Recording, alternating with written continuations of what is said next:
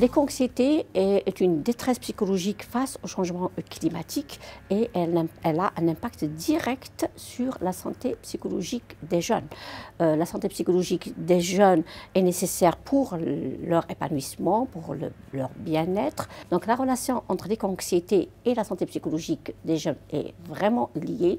L'éco-anxiété peut être un rajout de stress à ces jeunes, parce que quand on dit jeune, dans notre domaine de psychologie, quand on dit jeune, on pense directement à l'adolescence. C'est une période très importante, c'est une période de beaucoup de transformations, que ce soit sur le plan intellectuel, que ce soit sur le plan émotionnel. C'est la période du sentiment de l'isolement, c'est le sentiment de la colère, du changement, de transition d'une phase de l'enfance vers l'âge adulte.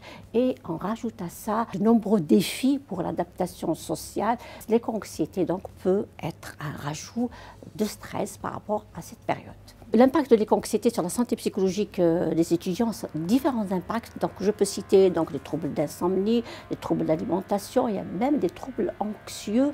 Il y a aussi un impact sur leur adaptation académique. Je peux citer la difficulté de se concentrer, la difficulté de se projeter et aussi la difficulté de venir. Des fois, il y a même un refus ou bien une peur d'aller étudier, entre guillemets. Ces étudiants s'expriment des fois sur l'incertitude de l'avenir, donc la baisse de motivation pour venir étudier. D'autres causes de stress, l'éco-anxiété peut rajouter à ce stress et impacter cet équilibre psychologique des étudiants ou bien entre guillemets des jeunes, ce qui peut provoquer justement un autre handicap pour se projeter, pour avoir une motivation et pour avoir une bonne santé psychologique.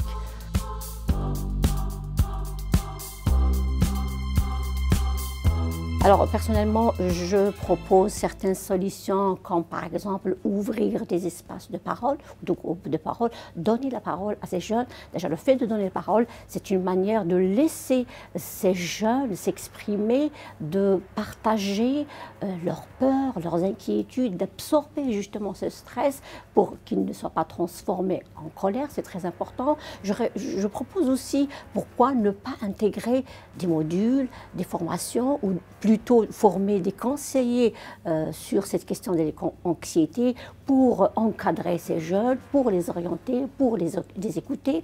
Et autre proposition, c'est que donc, je demande, on doit travailler tous ensemble parce que la question du changement climatique ou de l'éco-anxiété, c'est une question pluridisciplinaire qui nous touche tous dans différentes disciplines.